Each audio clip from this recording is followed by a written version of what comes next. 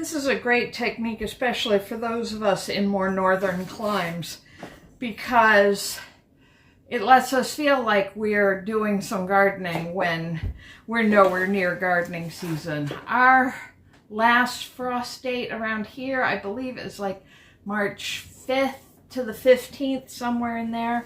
So I'm 5 months away from being able to put anything really into the ground.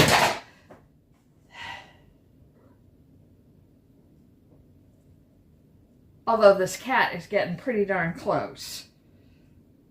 Come on, I'm working here. I'm working here.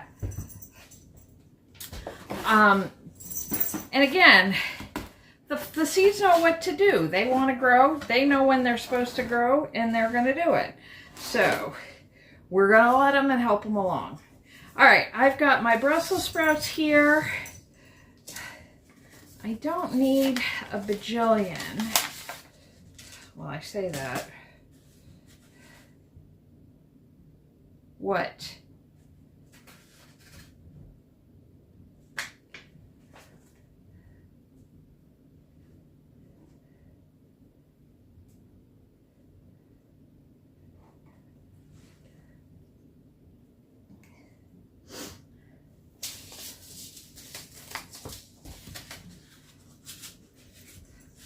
But I am going to put a generous amount of seeds down. These are older seeds, so I'm not sure how many of them will actually germinate. And this variety I only had like 8 seeds for, so that's why I'm combining all of my Brussels sprouts into one container. And I'm going to try and mark them, but I don't know how well I'll remember. There. Another thing you may remember from my previous seed starting videos is these UV resistant pens. I love these things. You need to mark your containers so you know what's growing in what, so you know when to take it out. When I've done this previously, I did it with Sharpies, and the Sharpie faded. So then I had no idea what was growing anywhere. So now that I've got the UV resistant pen, I'm going to write it on the outside, but I'm also going to put tags inside that are more protected from the weather and sunlight, so that even if whatever's written on the outside fades, I should have a note inside. Fingers crossed that that actually works.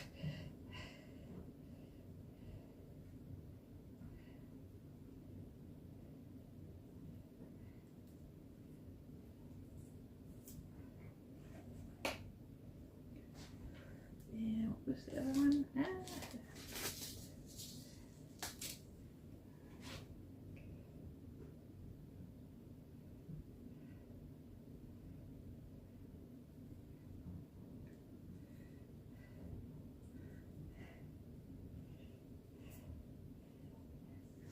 And then for these, I'm just going to take another tag and kind of mark the divider so I know about what variety is on which side. All right. Now once you've got everything, once you've got it planted, you're going to kind of close it up like a little greenhouse, because that's exactly what you're making here. It's just a little greenhouse. And I'm going to take duct tape and seal it shut.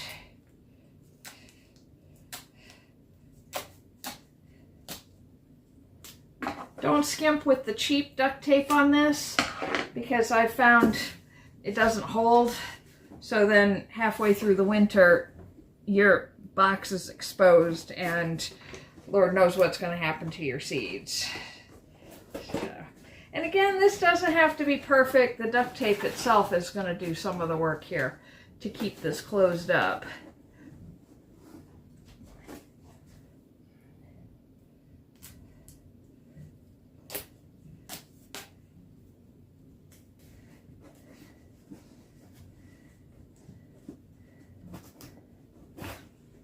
All right, and then I'm going to write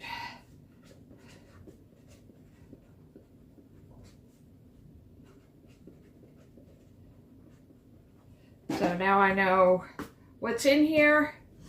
You don't put the cap on so that if it rains, snows, whatever, that gets inside. That's going to keep it watered. Plus it lets you have a way to check and make sure you don't want it to dry out. But the weather should be enough to keep that moist through the rest of the winter.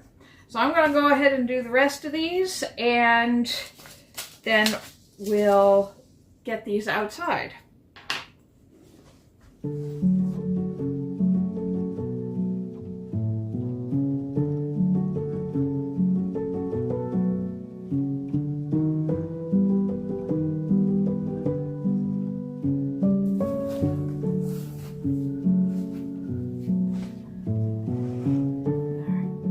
You use the painter's tape instead of duct tape because you want to be able to open and close it easily.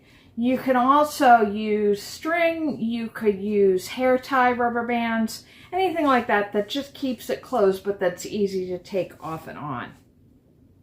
Now I'm just going to tamp this down just a little bit, and I think I'm going to do the herbs first.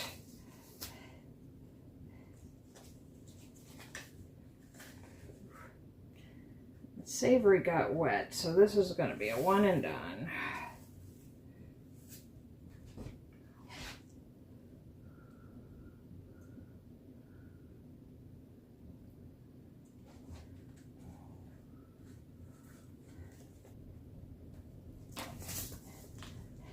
Now I'm not going crazy with these because I only need maybe 2 or 3 plants, and a lot of these are things that I wouldn't necessarily be able to sell,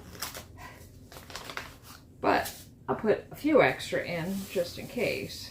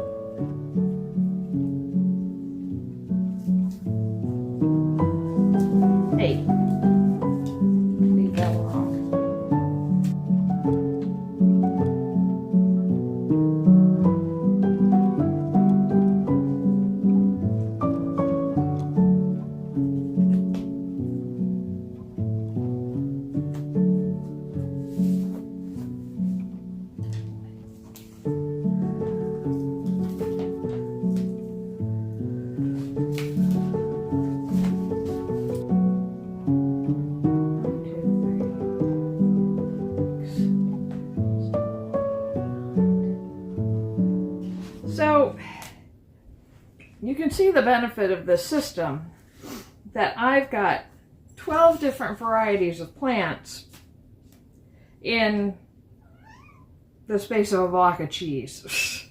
Smaller footprint than an egg carton. So this is, if this works, this is going to be a really effective method for starting seeds. You can water from the bottom, which is always better for plants because then they can take up the water as they need instead of getting drowned. And you can do all these different varieties. Now, I still have to do my onions, and I've got to look through here.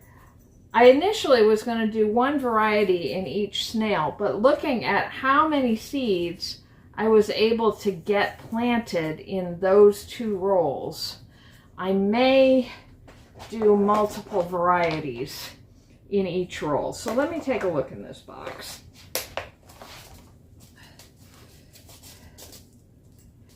All right, there. All right.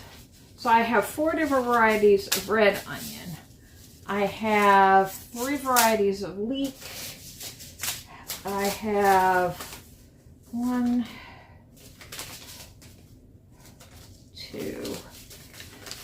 I have 4 packets of bunching of scallions, but only 2 varieties. So that I don't need to worry about so much. And then I've got 1 variety of shallot. For some reason, I've got 2 from the same season. That's very weird. So I think what I'm going to do is I'm going to do the yellow and the red now. And I'll do multiple varieties. I'll do 1 roll in yellow and 1 roll in red. And then the scallions and the shallots, I'll do another roll when I can find some more foam. Now, you don't have to use foam. Like I said, you could use bubble wrap. You can use... the other thing I would probably end up using is somebody recommended using the feed bags, that you can cut those into nice 6-inch wide strips, and they work really well. So I may try that because I have seed bags coming out my ears. But I'm running out of time today, so I'm just going to do these onions today, and then we'll save those for another day.